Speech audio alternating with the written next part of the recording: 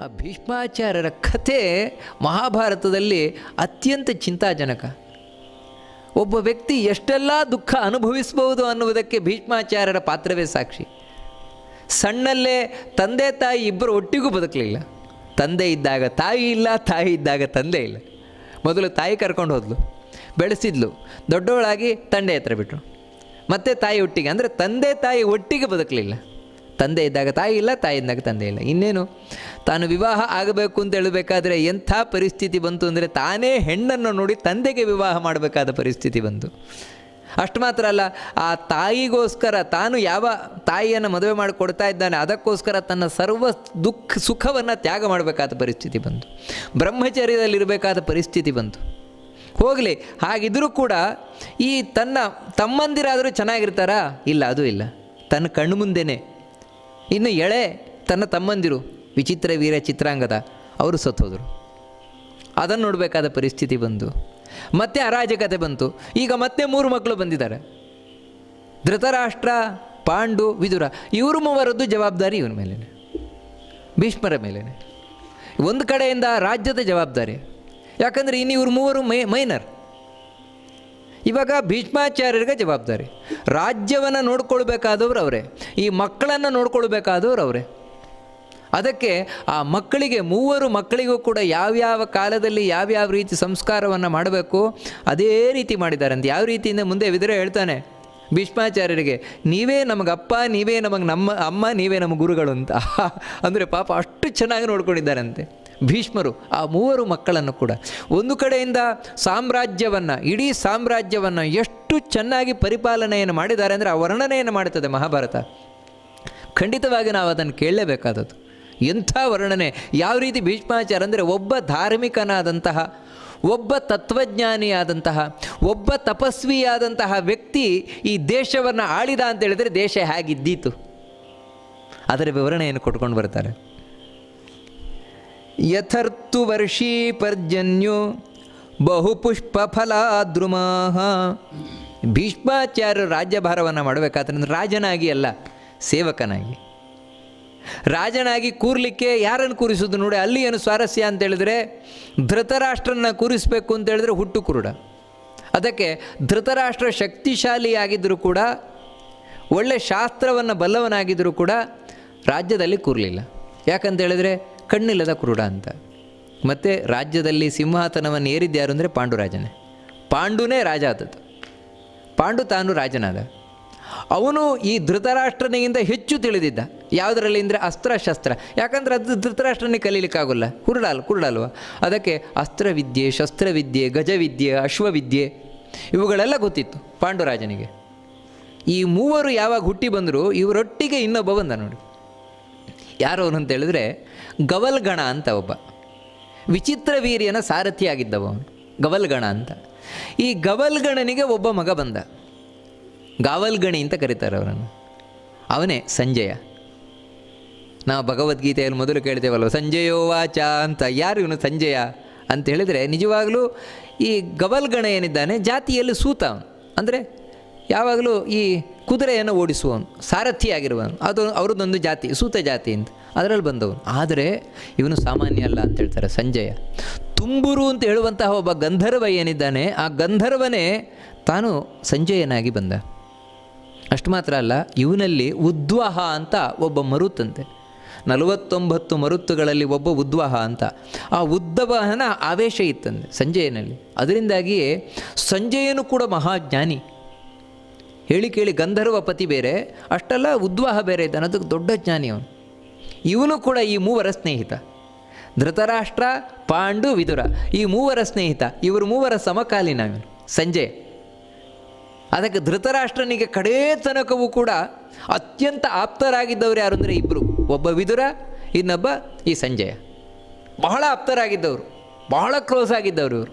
ಈ ಸಂಜಯ ಇನ್ನೊಂದು ಕಡೆ ಬೆಳೀತಾ ಇದ್ದಾನೆ. ಇವನು ನಂತರ ಧೃತರಾಷ್ಟ್ರನ ಸಾರಥಿಯಾದ ಸಂಜಯ. ಅವನಪ್ಪ ಇವನಪ್ಪನ ಸಾರಥಿಯಾಗಿದ್ದರು, ವಿಚಿತ್ರ ವೀರನ ಸಾರಥಿ. ಇವನು ಧೃತರಾಷ್ಟ್ರನ ಸಾರಥಿಯಾದ. ಈ 3 ಮಕ್ಕಳು ಹಸ್ತಿನಪುರದಲ್ಲಿ ಬೆಳೀತಾ ಇದ್ದಾರಂತೆ. ಭೀಷ್ಮಾಚಾರ್ಯರು ರಾಜ್ಯಭಾರವನ್ನು ಮಾಡ್ತಾ ಇದ್ದಾರಂತೆ. ಹೇಗಿತ್ತು ಅವರ ಸಾಮ್ರಾಜ್ಯ ಅಂತೇಳಿದರೆ, ಮೊದಲನೇದಾಗಿ ಮಳೆ ಬಗ್ಗೆ ಹೇಳ್ತಾರೆ. ಮಳೆ ಬೆಳೆ. ಮಳೆ ಯಾವ ಋತುವಿನಲ್ಲಿ ಬರಬೇಕೋ ಅದೇ ಋತುವಿನಲ್ಲಿ ಬರ್ತಾ ಇತ್ತಂದನು. ಎಷ್ಟು ಬೇಕೋ ಅಷ್ಟೇ ಬರ್ತಾ ಇತ್ತಂದು. ವರ್ಷಕಾಲ ಅಂದರೆ ವರ್ಷ ಋತುವಿನಲ್ಲೇ ಮಳೆ ಬರ್ತಾಯಿತ್ತು. ಒಳ್ಳೆ ಮಳೆ ಎಷ್ಟು ಬೇಕೋ, ಅಂದರೆ ಅತಿವೃಷ್ಟಿ ಇಲ್ಲ, ನೆರೆ ಬರುವಂಥದ್ದು ಅದೆಲ್ಲ ಇಲ್ಲ, ಕ್ಷಾಮ ಬರುವಂಥದ್ದು ಅದಿಲ್ಲ, ನೀರಿಲ್ಲ ಅಂತ ಹಾಹಾಕಾರ ಇಲ್ಲ, ನೀರು ಹೆಚ್ಚಾಯಿತು ಅಂತಲೂ ಇಲ್ಲ, ಎಷ್ಟು ಬೇಕೋ ಅಷ್ಟು ಮಳೆ ಬರ್ತಾಯಿತ್ತಂದು. ಮಳೆಗೂ ಆಡಳಿತಕ್ಕೂ ಎಷ್ಟು ಸಂಬಂಧ ಇದೆ ಅಂತ ನಮಗಿವತ್ತೇನೆಂದರೆ ಮಳೆ ಏನು ತನ್ನಷ್ಟಕ್ಕೆ ಬರ್ತಾ ಇರ್ತದೆ, ಅದಕ್ಕೇನು ಸಂಬಂಧ, ಸಾಮ್ರಾಜ್ಯಕ್ಕೂ ಅದಕ್ಕೇನು ಸಂಬಂಧ ಅಂತ ಇಲ್ಲ, ಆಡಳಿತಕ್ಕೂ ಮಳೆಗೂ ಸಂಬಂಧ ಇದೆ ಅಂತ. ಅಷ್ಟು ಮಾತ್ರ ಅಲ್ಲ, ಬಹುಪುಷ್ಪಫಲ ದ್ರುಮಾ, ಮರಗಳೇನಿದ್ದಾವೆ ತುಂಬ ಹೂ ಬಿಡ್ತಾ ಇತ್ತಂತೆ, ತುಂಬ ಹಣ್ಣು ಬಿಡ್ತಾ ಇತ್ತಂತೆ. ಮರಗಳೆಲ್ಲವೂ ಕೂಡ ತುಂಬ ಹೂವು ಹಣ್ಣುಗಳನ್ನು ಬಿಡ್ತಾ ಇತ್ತು ಅಂತ. ಹೀಗಿರ್ಬೋದು, ಅವುಗಳಿಗೆ ಕೀಟ ಬಾಧೆ ತುಂಬ ಕಮ್ಮಿ ಇರ್ತಾಯಿತ್ತು. ಯಾವುದೇ ಕೀಟ ಬಾಧೆ ಇರ್ತಾ ಇರಲಿಲ್ಲ, ಯಾವುದೇ ರೋಗ ರುಜಿನಗಳು ಇರ್ತಾ ಇರಲಿಲ್ಲ ಮರಗಳಿಗೆ. ಅದಕ್ಕಾಗಿ ಮರಗಳು ಒಳ್ಳೆ ಹೂ ಬಿಡ್ತಾಯಿತ್ತು, ಒಳ್ಳೆ ಹಣ್ಣು ಬಿಡ್ತಾಯಿತ್ತು. ಇದಕ್ಕೆಲ್ಲ ಮೂಲ ಕಾರಣ ಏನು ಅಂತೇಳಿದರೆ, ಭೀಷ್ಮಾಚಾರ್ಯರು ಧಾರ್ಮಿಕವಾಗಿ ಸಾಮ್ರಾಜ್ಯವನ್ನು ನಡೆಸ್ಕೊಂಡು ಹೋಗ್ತಾಯಿದ್ರು, ಧರ್ಮದಿಂದ ಸಾಮ್ರಾಜ್ಯವನ್ನು ಮಾಡ್ತಾಯಿದ್ರು. ಅದು ಬಹಳ ಮುಖ್ಯ. ಇದೆಲ್ಲ ನಾವು ಯಾಕೆ ಕೇಳಬೇಕು ಅಂತೇಳಿದರೆ, ಇವತ್ತೆಲ್ಲ ಇದಕ್ಕೆ ಉಲ್ಟ, ನಾವು ವಿರುದ್ಧವಾಗಿ ಕಾಣ್ತೇವೆ. ಮಳೆ ಬರಬೇಕಾದ್ರೆ ಮಳೆ ಬರೋಲ್ಲ, ಯಾವಾಗ ಮಳೆ ಬರಬಾರ್ದು ಆವಾಗ ಮಳೆ ಬಂದು ಬೆಳೆಯನ್ನೆಲ್ಲ ಕೊಚ್ಕೊಂಡು ಹೋಗಿಬಿಡ್ತದೆ. ಇನ್ನೇನು ಕೈಗೆ ಸಿಗಬೇಕು ಅಂತ ಆಗಬೇಕಾದ್ರೆ ಮಳೆ ಬಂತು, ಎಲ್ಲ ಕೊಚ್ಕೊಂಡು ಹೋಯಿತು. ಮಳೆ ಇಲ್ಲವೇ ಇಲ್ಲ, ಮಳೆಗಾಗಿ ಕೆಲವು ಸಲ ಪ್ರಾರ್ಥನೆ, ಕೆಲವು ಸಲ ಅಯ್ಯೋ ನೆರೆ ಬಂತು ಅಂತ. ಈ ರೀತಿ ಇವತ್ತು ನೋಡ್ತೇವೆ, ಎಲ್ಲ ಅಸ್ತವ್ಯಸ್ತ. ಇನ್ನು ಮರಗಳ ಕಥೆ ನೋಡಿದರೂ ಕೂಡ ಇದೆ ನೋಡಿ, ಮರಕ್ಕೆ ಆ ರೋಗ ಈ ರೋಗ, ಅಲ್ಲಿ ಅದು ಬಿದ್ದೋಯ್ತು, ಇಲ್ಲಿ ಇದು ಬಿತ್ತು, ಹೀಗೆ. ಇದಕ್ಕೆಲ್ಲ ಮೂಲ ಕಾರಣ ಏನು ಅಂತೇಳಿದರೆ, ಹಿಂದೆ ಸಾಮ್ರಾಜ್ಯ ರಾಜ ಅಂತ ಇದ್ದದ್ದೇ ಧರ್ಮ ಪರಿಪಾಲನೆಗೋಸ್ಕರ.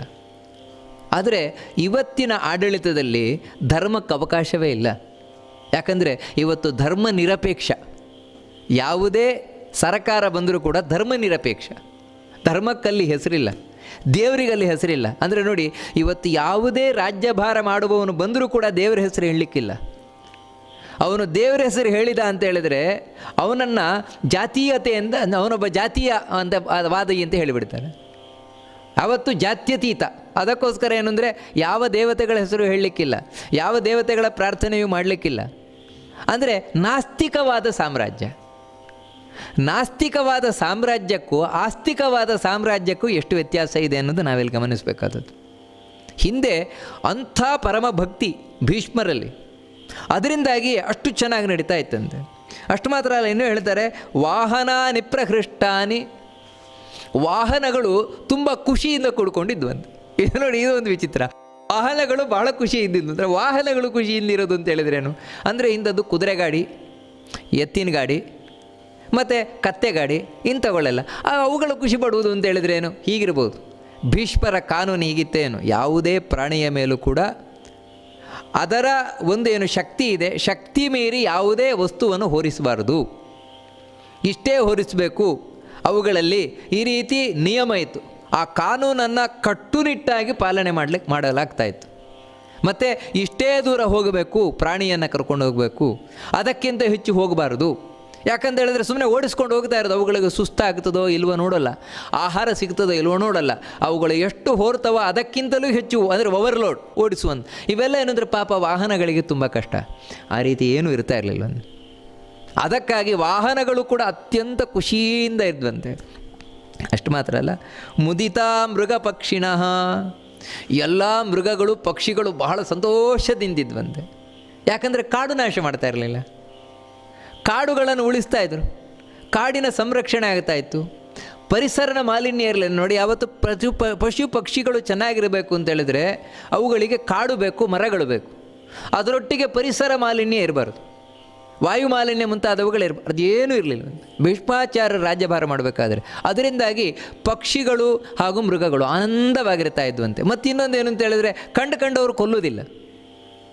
ಇವತ್ತು ನಾವು ನೋಡ್ತೇವೆ ಅಂತ ಹೇಳಿದ್ರೆ ಪ್ರಾಣಿಗಳನ್ನು ಕೊಲ್ಲುವವರು ಒಂದು ಕಡೆಯಿಂದ, ಆ ಆಸೆಯಿಂದ ಈ ಆಸೆಯಿಂದ, ಇನ್ನೊಂದು ಕಡೆಯಿಂದ ಕಾಡನ್ನು ನಾಶ ಮಾಡುವವರು, ಅವುಗಳಿಗೆ ಇರಲಿಕ್ಕೆ ಜಾಗವೇ ಇಲ್ಲ. ಹಿಂದೆ ಆ ರೀತಿ ಇರಲಿಲ್ಲವಂತೆ ಭೀಷ್ಮಾಚಾರ್ಯರ ಕಾಲದಲ್ಲಿ. ಮೃಗಗಳು ಪಕ್ಷಿಗಳು ಆನಂದವಾಗಿದ್ವಂತೆ. ರೂಢಸಸ್ಯಾಭವದ್ಭೂಮಿ ಸಸ್ಯಾನಿ ಫಲವಂತಿ ಚ, ಭೂಮಿಯಲ್ಲಿ ಎಲ್ಲಿ ನೋಡಿದ್ರು ಹಚ್ಚ ಹಸಿರಾಗಿರ್ತಾ ಇತ್ತಂತೆ, ಎಲ್ಲ ಕಡೆ ಹಚ್ಚ ಹಸಿರಂತೆ. ಮತ್ತು ಯಾವುದೇ ಮರವೂ ಕೂಡ ಸುಮ್ಮನೆ ಫಲ ಕೊಡೋಲ್ಲ ಅಂತಿಲ್ಲ, ಎಲ್ಲ ಮರಗಳು ಫಲ ಕೊಡ್ತಾ ಇದ್ವಂತೆ. ನಾವಿವತ್ತೇನಿದ್ರೆ ಇವತ್ತು ನೋಡ್ತೇವೆ ಮಾವಿನ ಮರಗಳು ಫಲ ಕೊಡೋಲ್ಲ. ಮಾವಿನ ಮರ ನೆಟ್ಟರೂ ಕೂಡ ಎಷ್ಟು ವರ್ಷ ಆದರೂ ಫಲವೇ ಕೊಡೋಲ್ಲ, ಅಂಥ ಮರಗಳು ಇರ್ತವೆ. ಆದರೆ ಹಿಂದೆ ಆ ರೀತಿ ಇಲ್ವಂತೆ. ಭೀಷ್ಮಾಚಾರ್ಯರು ರಾಜ್ಯಭಾರ ಮಾಡಬೇಕಾದ್ರೆ ಎಲ್ಲ ಮರಗಳು ಫಲವನ್ನು ಕೊಡ್ತಾ ಇದ್ವಂತೆ. ಗಂಧವಂತಿ ಚ ಮಾಲ್ಯಾನಿ ಪುಷ್ಪಾಣಿ ರಸವಂತಿ ಚ ಅಂತ. ಯಾವುದೇ ಒಂದು ಪುಷ್ಪ ಒಳ್ಳೆ ಪರಿಮಳದಿಂದ ಕೂಡಿರ್ತಾ ಇತ್ತಂತೆ. ಅಷ್ಟು ಮಾತ್ರ ಅಲ್ಲ, ಅದರ ಮಕರಂದ ಅಷ್ಟು ರುಚಿಯಾಗಿರ್ತಾ ಇತ್ತಂತೆ. ಪುಷ್ಪಗಳೆಲ್ಲವೂ ಒಳ್ಳೆ ಪರಿಮಳದಿಂದ ಕೂಡಿತ್ತು ಅಂದ. ಅಲ್ಲ, ಪುಷ್ಪ ಅಂತ ಹೇಳಿದ್ಮೇಲೆ ಪರಿಮಳ ಇದ್ದೇ ಇರ್ತದೆ ತಾನೆ, ಅದರಲ್ಲೂ ಏನು ಸ್ಪೆಷಾಲಿಟಿ ಇದೆ ಅಂತ ಹೇಳ್ಬೋದು. ಹೌದು, ಇವತ್ತು ನಾವು ನೋಡ್ತೇವೆ ಪುಷ್ಪಗಳೊಂದು ಪರಿಮಳ ಅಂತ ಬರ್ತದೆ, ಆದರೆ ಅದು ಅಷ್ಟಕ್ಕಷ್ಟೇ. ನಿಮಗೆ ಎಲ್ಲಿವರೆಗೆ ಅಂದರೆ ಇವತ್ತೊಂದು ಗಂಧದ ಕೊರಡು ಅಂತ ನೀವು ಮನೆಗೆ ತಂದರೂ ಕೂಡ ಅದನ್ನು ತೇದಿದ್ರು ಪರಿಮಳ ಇರೋಲ್ಲ. ಅದು ಅಂಥ ಗಂಧ, ಅಂದರೆ ಗಂಧ ಅಂತ ಹೇಳಿದ್ರೇ ಪರಿಮಳ ಬರಲಿಕ್ಕಿರುವಂಥದ್ದು, ಅದು ಪರಿಮಳ ಬರೋಲ್ಲ. ಯಾಕೆ ಅಂತ ನಮಗೆ ಗೊತ್ತು. ಕಳ್ಳಕಾಕರುಗಳು ಈ ಎಳೆ ಎಳೆ ಗಂಧವನ್ನೇ ಕದ್ಕೊಂಡು ಹೋಗ್ತಾರೆ, ಅದನ್ನೇ ಮಾರಾಟ ಮಾಡ್ತಾರೆ, ಅದನ್ನು ನಾವು ಹಿಡ್ಕೊಂಬರ್ತೇವೆ, ಅದನ್ನು ತೇತೇವೆ. ನಿಜವಾಗಿಯೂ ಗಂಧವನ್ನು ಬಿಡಬೇಕು, ಅದು ಒಳ್ಳೆ ಬಲತು, ಅದರ ಒಳಗಿನ ನಾರು ಸಿಗಬೇಕು, ಮದ್ಯದ್ದು, ಅದು ಒಳ್ಳೆ ಪರಿಮಳ. ಹಿಂದೆ ಆ ರೀತಿ ಇರ್ತಾಯಿತ್ತು. ಒಳ್ಳೆ ಪರಿಮಳ ಭರಿತವಾದಂತಹ ಗಂಧ, ಒಳ್ಳೆ ಪರಿಮಳ ಭರಿತವಾದಂತಹ ಪುಷ್ಪ, ಇವೆಲ್ಲ ವಾತಾವರಣ ಒಳ್ಳೆ ಪರಿಮಳ ಭರಿತವಾಗಿರ್ತಾ ಇತ್ತಂತೆ.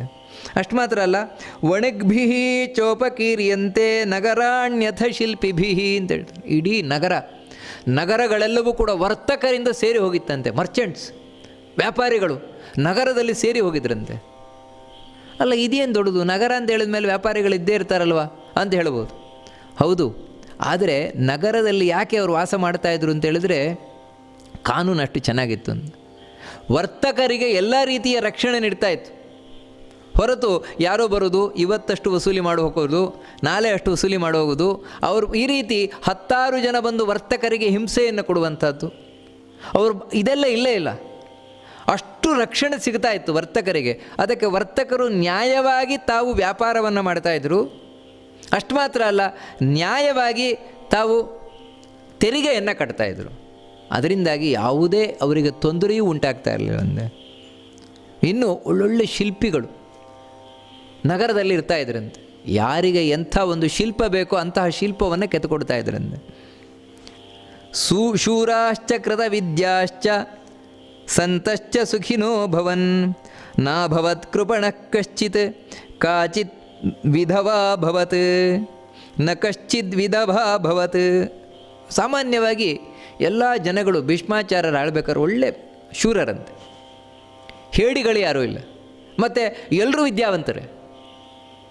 ವಿದ್ಯಾವಂತರಲ್ಲಿ. ಅಂದರೆ ಇವತ್ತು ನಾವು ಸಾಕ್ಷರತೆ ಎಂದು ಆದರೆ ಇದು ಸಾಕ್ಷರತೆ ಅವಶ್ಯಕತೆ ಇರಲಿಲ್ಲ. ಕೃತ ವಿದ್ಯಾಶ್ಚ, ಎಲ್ಲರೂ ವಿದ್ಯಾವಂತರಾಗಿದ್ದರು. ಸ್ವಾರಸ್ಯ ಏನು ಅಂತೇಳಿದ್ರೆ, ನಮಗಿವತ್ತು ವಿದ್ಯಾವಂತರು ಅಂತೇಳಿದ್ರೆ ಶಾಲೆಯಿಂದ ಸರ್ಟಿಫಿಕೇಟ್ ಪಡೆದವರು ಮಾತ್ರ ವಿದ್ಯಾವಂತರು, ಉಳಿದವರು ವಿದ್ಯಾವಂತರಲ್ಲ. ಹಿಂದೆ ಹಾಗಲ್ಲ. ಒಬ್ಬ ವ್ಯಕ್ತಿ ಕುಲ ಕಸುಬು ಯಾವುದಿದೆ ಅವನಿಗೆ, ಅದರಲ್ಲಿ ಅವನು ಎಕ್ಸ್ಪರ್ಟ್ ಆದಂದರೆ ಅದು ಒಂದು ವಿದ್ಯೆ. ಅದನ್ನು ವಿದ್ಯೆ ನಮಗಿವತ್ತೇನು ಅಂತ ಹೇಳಿದ್ರೆ ಶಾಲೆಯಲ್ಲಿ ಹೋಗಿ ಅವನೇನು ಸೈನ್ಸು, ಮ್ಯಾಥ್ಸು, ಆರ್ಟ್ಸ್ ಇಂಥದ್ದೆಲ್ಲ ಇದು ಮಾತ್ರ ವಿದ್ಯೆ. ಅದಕ್ಕಿಂತ ಹೊರತಾದದ್ದೇನಿದೆ ಅದು ವಿದ್ಯೆ ಅಂತ ಇವತ್ತು ಪರಿಗಣನೆ ಮಾಡೋಲ್ಲ. ಆದರೆ ಹಿಂದೆ ಆ ರೀತಿ ಇರ್ತಾ ಇರಲಿಲ್ಲ. ಪ್ರತಿಯೊಂದು ವಿದ್ಯೆಯೇ, ಆ ವಿದ್ಯೆಯನ್ನು ಯಾರು ಕಲಿತಾನೆ ಅವನು ವಿದ್ಯಾವಂತನೇ.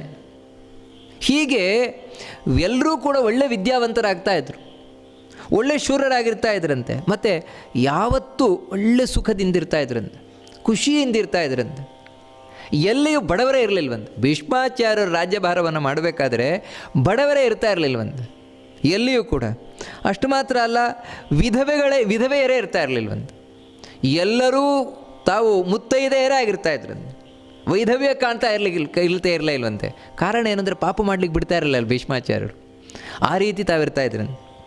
ನಾ ಭವಂದಸ್ಯ ವಕ್ಕೇಚಿತ್ ನ ಧರ್ಮ ರುಚಯೋ ಜನಾ ಪ್ರದೇಶೇಷ್ವಪಿ ರಾಷ್ಟ್ರಾನಾಂ ಕೃತಂ ಯುಗಮ ವರ್ತತ. ಎಲ್ಲಿಯೂ ಕಳ್ಳರಿಲ್ವಂತೆ. ಅದಕ್ಕೆ ಮಧ್ಯರಾತ್ರಿಯೂ ಕೂಡ ಆರಾಮಾಗಿ ಬಾಗಿಲು ತೆಗೆದಿಟ್ಟು ಎಲ್ಲಿಗೆ ಬೇಕಾದರೂ ಹೋಗಿ ಬರ್ಬೋದು. ಯಾವುದೇ ಕಳ್ಳಕಾಕರ ಭಯ ಇಲ್ಲ. ಯಾಕಂದರೆ ಕಾನೂನು ಅಷ್ಟು ಬಿಗಿಯಾಗಿತ್ತು. ಆ ಕಾನೂನನ್ನು ಪಾಲಿಸುವವರು, ಕಾನೂನನ್ನು ರಕ್ಷಿಸುವವರು ಇಬ್ಬರೂ ಕೂಡ ಸರಿ ಇದ್ದರು. ಕಾನೂನನ್ನು ಮಾಡುವುದು ಮುಖ್ಯ ಅಲ್ಲ, ಆ ಕಾನೂನನ್ನು ಯಾರು ಕಾನೂನು ಮಾಡ್ತಾರೆ ಅವರೇ ಪಾಲನೆ ಮಾಡೋದು ಮುಖ್ಯ. ಹಿಂದೆ ಆ ರೀತಿ ಇರ್ತಾ ಇತ್ತಂತೆ. ಅದರಿಂದಾಗಿ ಯಾವುದೇ ಕಳ್ಳಕಾಕರ ಭಯ ಇರ್ತಾ ಇರಲಿಲ್ವಂತೆ. ಅಷ್ಟು ಮಾತ್ರ ಅಲ್ಲ, ಬರೀ ನಗರಗಳಲ್ಲಿ ಮಾತ್ರ ಅಲ್ಲ, ಹಳ್ಳಿಯಲ್ಲಿಯೂ ಕೂಡ ಈ ದ್ವಾಪರ ಯುಗ ಕೃತಯವಾಗಿತ್ತಂತೆ. ಅಂದರೆ ಅಷ್ಟು ಸುಖ, ಸಮೃದ್ಧಿ, ನ್ಯಾಯ ಇದರಿಂದ ಎಲ್ಲರೂ ಕೂಡ ಬದುಕ್ತಾ ಇದ್ರಂತೆ.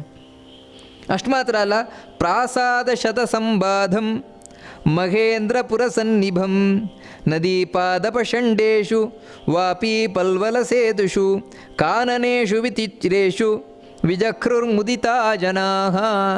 ಏನು ಪಟ್ಟಣಗಳು ಅಂತ ಹೇಳಿದ್ರೆ ನಾವಿವತ್ತೇನು ತಿಳ್ಕೊಂಡಿದ್ದೇವೆ ಅಂತ ಹೇಳಿದ್ರೆ ಏನು ಹಿಂದೆ ಎಲ್ಲ ಗುಡಿಸ್ಲುಗಳಿದ್ದದ್ದು, ಅಥವಾ ಏನೋ ಒಂದು ಮನೆ ಕಟ್ಕೊಂಡಿರ್ತಾ ಇದ್ರು, ಹಂಚಿನ ಮನೆ ಹಾಗೆ ಹೇಗೆ ಅಂತ. ಆದರೆ ಹೇಳ್ತಾರೆ ಆ ಹಸ್ತಿನಪುರದಲ್ಲಿ ಅಥವಾ ಭೀಷ್ಮಾಚಾರ್ಯರು ಸಾಮ್ರಾಷ್ಟ್ರ ಈ ರಾಜ್ಯಭಾರ ಮಾಡಬೇಕಾದ್ರೆ ಎಲ್ಲಿ ನೋಡಿದರೂ ಕೂಡ 106 ಬಹುಮಹಡಿಯ ಕಟ್ಟಡಗಳನ್ನು, ಅದಕ್ಕೆ ಪ್ರಾಸಾದ ಅಂತ ಹೇಳ್ತಾರೆ. ಪ್ರಾಸಾದ ಅಂದರೆ ಮಹಡಿಯ ಕಟ್ಟಡ. ಮಹಡಿಯ ಕಟ್ಟಡಗಳು 106 ಇರ್ತಾ ಇದ್ವಂತೆ. ಅಂದರೆ ಎಷ್ಟು ಶ್ರೀಮಂತಿಕೆಯಿಂದ ಕೂಡಿತ್ತು ಅಂತ. ಬಹುಪ್ರಾಸಾದ ಸಂಯುಕ್ತಂ ಮಹೇಂದ್ರಪುರ ಸನ್ನಿಭಂ. ಅಷ್ಟು ಮಾತ್ರ ಅಲ್ಲ, ನದಿ ಏನಿದೆ, ನದಿಯ ತೀರಗಳಲ್ಲಿ ಅಷ್ಟು ಸುಂದರವಾಗಿ ಇಡ್ತಾ ಇದ್ರಂತೆ. ಯಾವುದೇ ಗಲೀಜಿಲ್ಲದ ಹಾಗೆ ನದಿಯ ತೀರವನ್ನು ಕಾಪಾಡಿಕೊಳ್ತಾ ಇದ್ರಂತೆ. ಮತ್ತು ನದಿಯನ್ನು ದಾಟಲಿಕ್ಕೆ ಸೇತುವೆ ನಿರ್ಮಾಣ ಮಾಡಲ್ಪಡ್ತಾ ಇತ್ತಂತೆ. ಆಗಿನ ಕಾಲದಲ್ಲೇ ಸೇತುವೆ ಇತ್ತು ನೋಡಿ, ಸೇತುವೆಗಳು ಇವೆಲ್ಲ ಇರ್ತಾ ಇತ್ತಂತೆ. ಜನಗಳು ಅಲ್ಲೆಲ್ಲ ಸಂಚಾರ ಮಾಡ್ತಾ ತಾವು ಆನಂದವನ್ನು ಪಡ್ತಾ ಇದ್ರಂತೆ. ಅನ್ಯೋನ್ಯ ಪ್ರೀತಿ ಸಂಯುಕ್ತ ವರ್ಧಂತೆ ಸ್ಮ ಪ್ರಜಾಸ್ತದ. ಪರಸ್ಪರವಾಗಿ ಒಬ್ಬೊಬ್ಬರು ಪ್ರೀತಿ ಮಾಡ್ತಾ ಇದ್ರಂತೆ, ದ್ವೇಷ ಅನ್ನೋದಿಲ್ಲ. ಅವರಿಗಿವರು ಸಹಾಯ ಮಾಡೋದು. ಮತ್ತು ಮಾನಕ್ರೋಧ ವಿಹೀನಾಶ್ಚ, ನಮಗೆ ಮರ್ಯಾದೆ ಸಿಗಬೇಕು, ಇದೆಲ್ಲ ಏನಿಲ್ಲ ಜನರಿಗೆ. ಮತ್ತು ಎಲ್ಲರೂ ಕೂಡ ಪರಸ್ಪರವಾಗಿ ಮರ್ಯಾದೆಯನ್ನು ಕೊಡ್ತಾ ಇದ್ದರು, ಮರ್ಯಾದೆಯನ್ನು ಪಡಿತಾ ಇದ್ದರು. ಅಷ್ಟು ಮಾತ್ರ ಅಲ್ಲ, ಸಿಟ್ಟೆಲ್ಲ ಮಾಡ್ತಾ ಇರಲಿಲ್ವಂತೆ, ಸಿಟ್ಟು ಮುಂತಾದವುಗಳು ಇರ್ತಾ ಇರಲಿಲ್ವಂತೆ, ಯಾರಿಗೂ ಕೂಡ ದುರಾಸೆ ಇರ್ತಾ ಇರಲಿಲ್ವಂತೆ. ಅನ್ಯೋನ್ಯವಾಗಿ ಬದುಕ್ತಾ ಇದ್ರಂತೆ. ಎಲ್ಲಕ್ಕಿಂತ ಮುಖ್ಯವಾಗಿ ಕೂಪಾರಾಮ ಸಭಾವಾಪ್ಯೋ ಬ್ರಾಹ್ಮಣಾವಸ್ತಥಾಸ್ತಥ. ಅಲ್ಲಲ್ಲಿ ಬಾವಿ, ಅಲ್ಲಲ್ಲಿ ಕೆರೆ, ಮತ್ತು ಬ್ರಾಹ್ಮಣರಿಗೋಸ್ಕರ ವಿಶೇಷವಾದ ಅಗ್ರಹಾರ ಮುಂತಾದವುಗಳನ್ನು ನೋಡ್ತೇವೆ. ಬ್ರಾಹ್ಮಣರಿಗೋಸ್ಕರ ಈ ರೀತಿ ಪ್ರತಿಯೊಬ್ಬರಿಗೂ ಅವರಿಗೆ ಯಾವ ರೀತಿ ಯೋಗ್ಯವಾದದ್ದು ಬೇಕು ಆ ರೀತಿ ನಿರ್ಮಾಣ ಮಾಡಿಕೊಡ್ತಾ ಇದ್ರಂತೆ. ಭೀಷ್ಮಾಚಾರ್ಯರಾದರೂ ಉಳಿದ ಏನು ಶತ್ರುಗಳೇನಿದ್ದಾರೆ ಶತ್ರುಗಳನ್ನೆಲ್ಲ ಬಗ್ಗು ಬಡಿದಿದ್ರು. ಅದರಿಂದ ಯಾವ ಶತ್ರುಗಳ ಕಾಟವೇ ಇರಲಿಲ್ವಂತೆ. ಕ್ರಿಯಮಾಣೇಶು ಕೃತ್ಯೇಶು ಕುಮಾರಾಣಾಂ ಯಶಸ್ವಿನಾಂ ಪೌರಜಾನಪದ ಸರ್ವೇ ಬುಭೂಷು ಪರಮೋತ್ಸವಾ. ಈ ಧೃತರಾಷ್ಟ್ರ, ಪಾಂಡು, ವಿದುರ ಈ ಮೂವರಿಗೆ ಏನೇ ಕಾರ್ಯಕ್ರಮವನ್ನು ಮಾಡಿದರೂ ಕೂಡ ಭೀಷ್ಮರು ಇಡೀ ಊರಿನ ಜನ ಭಾಗವಹಿಸ್ತಾ ಇದ್ರಂತೆ. ಅಷ್ಟು ಸಂತೋಷ ಪಡ್ತಾ ಇದ್ರಂತೆ. ನಮ್ಮ ಹುಡುಗರು ಅಂತ ಅಂದರೆ ಅಷ್ಟು ಅನ್ಯೋನ್ಯತೆ ಇರ್ತಾ ಇತ್ತು ಅಂತ ಪ್ರಜೆಗಳಿಗೂ ಹಾಗೂ ರಾಜರಿಗೂ. ಗೃಹೇಶು ಕುರು ಮುಖ್ಯಾನಾಂ ಪೌರಾಣಾಂಚ ಯಶಸ್ವಿನಾಂ ದೀಯತಾಂ ಭುಜ್ಯತಾಂ ಚೇತಿ ವಾಚೋ ಶ್ರೂಯಂತ ಸರ್ವಶಃ. ಈ ಕೌರವರ ಮನೆಯಲ್ಲಿ ಅಂದರೆ ಕುರುಕುಲದ ಮನೆ ಭೀಷ್ಮಾಚಾರ್ಯರ ಅರಮನೆಯಲ್ಲಿರ್ಬೋದು, ಇಡೀ ಊರಲ್ಲಿ ಯಾರದೇ ಮನೆಯಲ್ಲಿರ್ಬೋದು, ಎಲ್ಲೂ ಹೋದರೂ ಕೂಡ ಇಷ್ಟೇ ಅಂತ, ಬನ್ನಿ ಕೂತ್ಕೊಳ್ಳಿ, ತಿನ್ನಿ ಮಾಡಿ, ಈ ರೀತಿಯ ಇರುತ್ತೆ ಹೊರತು ಮಾಡಬೇಡಿ, ತಿನ್ನಬೇಡಿ, ಬರಬೇಡಿ, ಈ ರೀತಿ ವಾಕ್ಯಗಳೇ ಇರ್ತಾ ಇರಲಿಲ್ವಂತ. ಅಂದರೆ ಮನಸ್ಸು ಅಷ್ಟು ದೊಡ್ಡದು ಜನರದ್ದು. ಬನ್ನಿ ತಿನ್ನಿ ತಗೊಳ್ಳಿ, ಈ ರೀತಿ ಅಷ್ಟು ವಿಶಾಲವಾದ ಮನಸ್ಸಂತೆ ಎಲ್ಲರದ್ದು ಕೂಡ ಜನರದ್ದು. ಆ ರೀತಿ ಇದ್ರಂತೆ ಅವಾಗ. ಧೃತರಾಷ್ಟ್ರಶ್ಚ ಪಾಂಡುಶ್ಚ ವಿದುರಶ್ಚ ಮಹಾಯಶಾಃ ಜನ್ಮ ಪ್ರಭೃತಿ ಭೀಷ್ಮೇಣ ಪುತ್ರವತ್ ಪರಿರಕ್ಷಿತಾ. ಈ ಮೂವರು ಕೂಡ ಭೀಷ್ಮಾಚಾರ್ಯರು ಮಕ್ಕಳ ಹಾಗೆ ಇದ್ರಂತೆ, ಮಕ್ಕಳ ಹಾಗೆ ನೋಡ್ಕೊಂಡಿದ್ದಾರಂತೆ ಭೀಷ್ಮಾಚಾರ್ಯರು. ಈ ಧೃತರಾಷ್ಟ್ರ, ಪಾಂಡು ಹಾಗೂ ವಿದುರ ಈ ಮೂವರನ್ನು ಕೂಡ